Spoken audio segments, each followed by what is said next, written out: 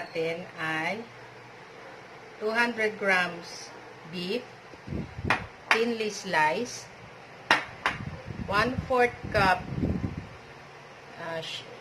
vinegar,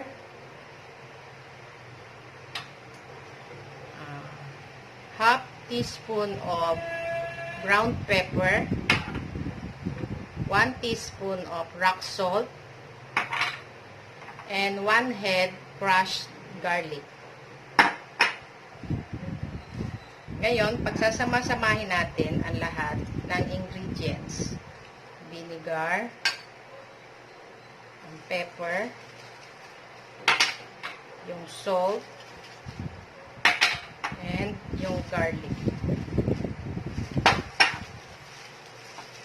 Imimix natin siyang mabuti para mag-incorporate yung lasa ng mga seasoning natin sa beef. Then, we will have to marinate this for about 30 minutes before frying. I-mix lang natin para make sure na na-absorb niya yung mga nilagay natin na pampalasa. Yan.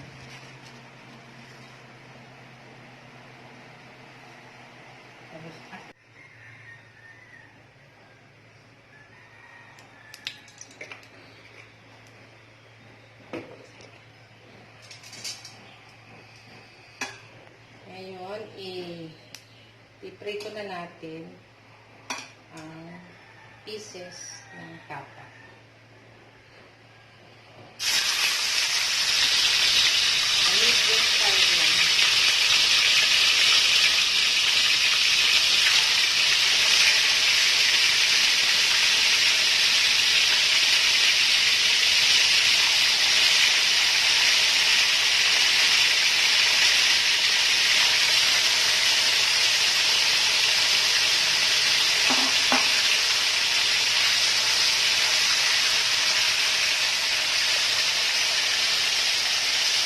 Fry lang natin siya hanggang maging slightly brown.